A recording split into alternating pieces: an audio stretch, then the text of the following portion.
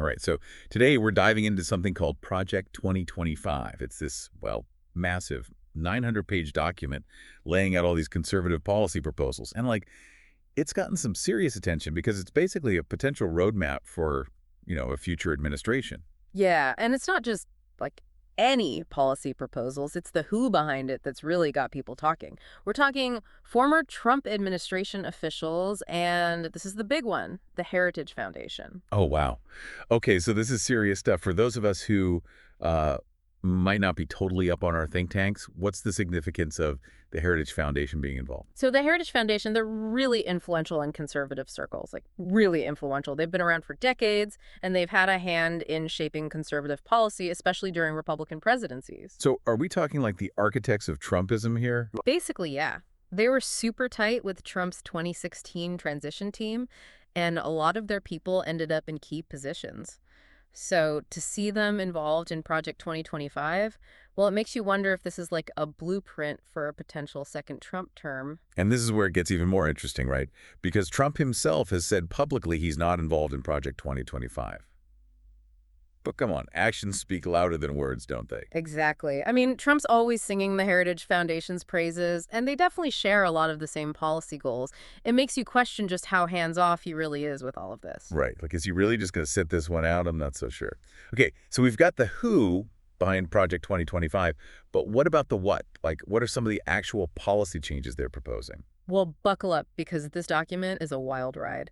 It covers pretty much every area of government you can think of, and let me tell you, it does not shy away from controversy. Yeah, I bet. I was skimming through some of the proposals, and let's just say they're not exactly subtle. Nope, not at all. And nowhere is that more clear than in their stance on abortion. It's, well, about as extreme as it gets. Yeah, they basically want to nuke Roe v. Wade, right? Pretty much. A nationwide abortion ban is definitely on their wish list. They even want to go after medication abortion by reversing the FDA's approval of mifepristone. Wow.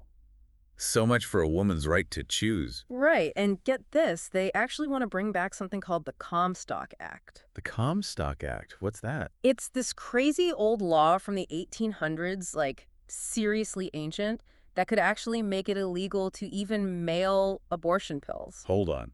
They want to use a law from the 1800s to control what's happening in the 21st century.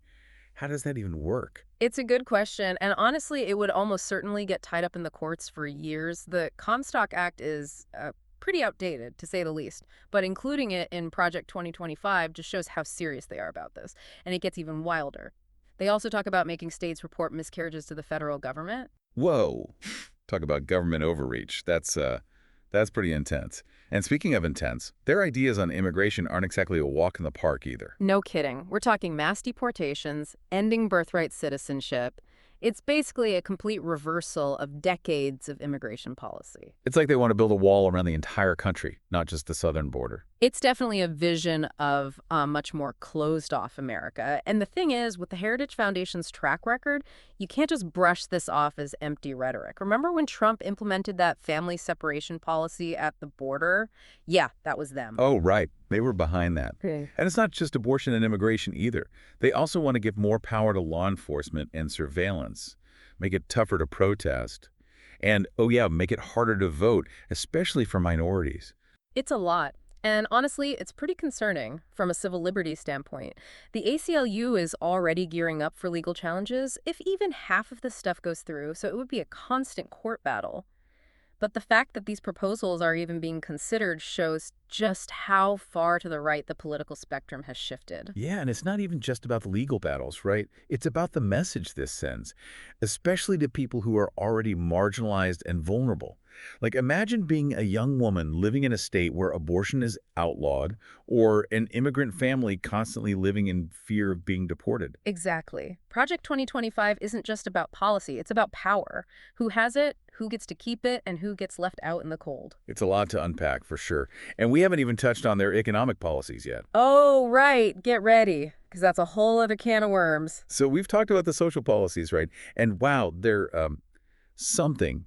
But this Project 2025 thing, it also has a whole economic side, doesn't it? What's the big picture there? Well, you could say it's all about, like, shrinking the government, especially when it comes to things like healthcare and education.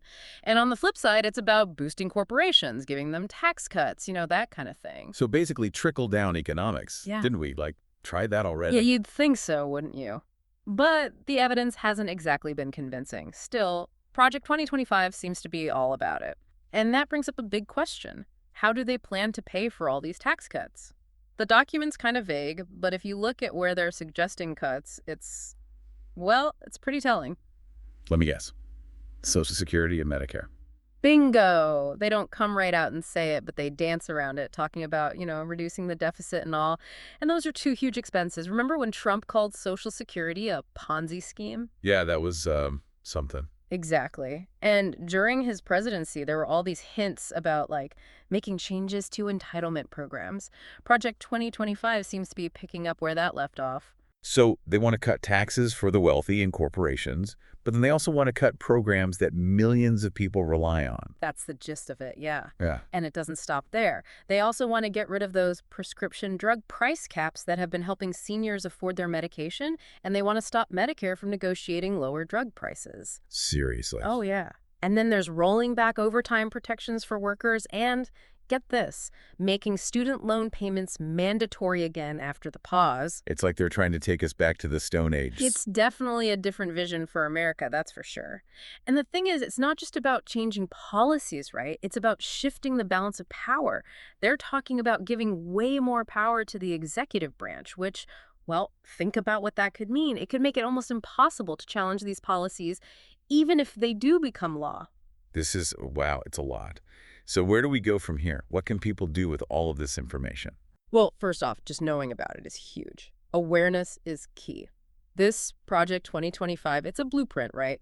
Whether or not it actually happens, that's up to all of us. So pay attention to what's happening, contact your representatives, and most importantly, use your voice. Couldn't have said it better myself. Thanks for breaking all of this down for us. This Project 2025, it's definitely something else. For everyone listening, thanks for joining us for this deep dive. We'll catch you next time. Remember to like this video, leave a comment, and subscribe to the Daniel David Allen YouTube channel, where RoboCast is posted every weekday. Until next time, stay curious and keep exploring.